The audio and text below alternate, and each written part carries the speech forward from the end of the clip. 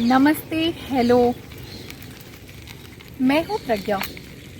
एक पर्व है तीज, और आज मैं आपको बताना चाहती हूँ कि मैंने कैसे तीज मनाई। तीज का त्योहार, गंगोर का त्योहार।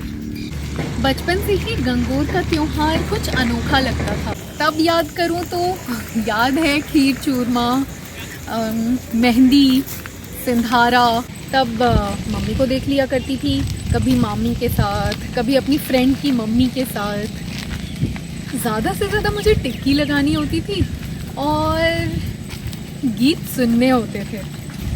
शादी की पहले साल की गंगोर अपनी सासू माँ के साथ मनाई, तो उन्होंने जैसे जैसे बताया कर लिया। तैयारियाँ नहीं करनी पड़ी, पर इस बार सारी तैयारियाँ करनी थी, तो कई सारी चीज़ें इकट्ठा की मैंने, कई चीज़ें नहीं भी कर पाई।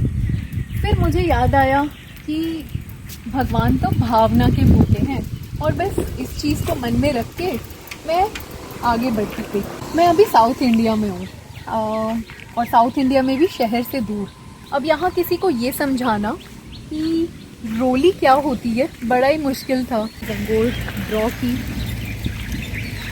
शायद ऐसे मुझे कोई बोलता ना कि ड्राइंग करने बैठ जाओ तो मैं नहीं कर पाती, बट यहाँ पे मेरे पास एक अच्छा सा कारण था और मैंने ड्रॉ की और बड़ी सुंदर गंगोर बन पाई।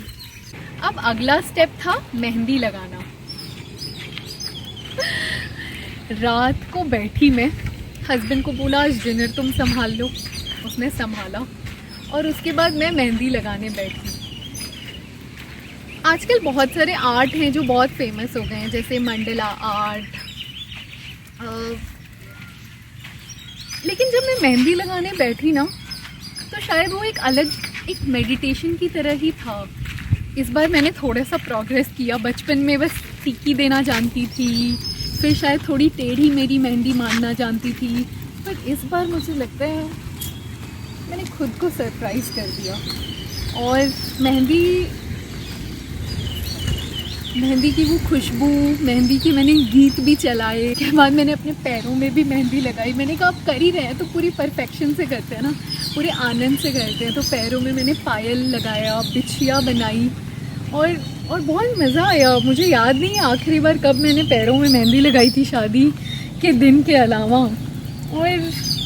और मुझे ऐसा लगा मुझे ऐसा बार बार करना चाहिए। रात को थक के सो गई। वैसे तो सोचा था कि पूजा की तैयारी रात को ही करके सो जाऊंगी, बट नहीं हो पाया। सुबह उठ के योगा के बाद मैं और पतिदेव लग गए किचन में। हमने कहा आज तो प्रसाद बना ही लेते। मेरे ससुराल में बनता है पूड़ी और शीरा, तो मैंने कहा हम परफेक्ट करते हैं, पूड़ी शीरा बनाएंगे। पूड़ी शीरे के साथ क्या कमी है, चने की, तो हमने पूड़ी शीरा और चना बनाया। मेरी रोटियां गोल गोल नहीं बिलती। प्रसाद बनाया, पूजा की तैयारी की, पूजा करने बैठे। पहले नवरात्रों की दुर्गा माँ की पूजा की, उसके बाद गंगोर ईसर की पूजा करी। आप तो जानते ही होंगे ईसर गंगोर कौन है। ईसर अगर नहीं जानते हैं तो मैं बता दूं, ईसर गंगोर शिव पार्वती का ही रूप है। राजस्थान में ख़ास तौर से ईसर गंगोर को मनाया जाता है। बड़े प्यारे प्यारे गीत होते हैं, जैसे मेरा शुरू होता है दूब से, बाड़ी वाला बाड़ी खोल। मतलब दूब लेने के लिए भी आप जाते हो, बाड़ी वाले को बोलते हैं अरे बाड़ी खोल, वो पूछता है कौन हो, तो फिर आप अपने दादाजी का, अपने पापा का नाम बता के कहते हो कि मैं इनकी बेटी हूँ, मैं इनकी पोती, इनकी बेटी हूँ। कोई गंगोर माता खोल की वाड़ी, बाहर उबी प्रेरणा पूजन वाली। इतना प्यारा गीत है। इस गीत का मतलब जानते हो? इस गीत का मतलब है कि ओ गंगोर माता ज़रा दरवाज़ा खोल दो, आपकी पूजा करने वाली आपकी बाहर बैठी है। हर छोटी चीज़ से गीत को जोड़ देना, ये शायद एक सीख भी देता है। वो कहते हैं ना कि learn to appreciate the little things in your life. हर छोटी छोटी चीज़ से आपको खुशी मिल सकती है, उसको देखिए। ये पर्व शायद वैसा कुछ सिखा जाता है।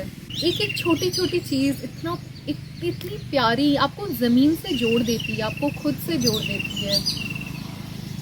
तो बस यही मुझे आपको बताना था कि मैंने कैसे अपनी गंगोर मनाई। उसी के साथ हैप्पी तीज टू यू। तो अगर आपको ये वीडियो पसंद आई तो प्लीज़ सब्सक्राइब करिए, अपनी फ्रेंड्स, अपनी बहुएं, अपनी बेटियां, अपनी सासू माँ, सबको ये वीडियो दिखाइए। और अगर आपको ये जानना है कि गंगोर क्यों मनाई जाती है, कहाँ से शुरू हुआ ये, इसकी पौराणिक कथा क्या है, तो आप मुझे कमेंट में लिखिए। नमस्ते। एक बार फिर मेरा नाम प्रज्ञा है और मेरे चैनल का नाम जरिता है। सब्सक्राइब ज़रूर करिएगा।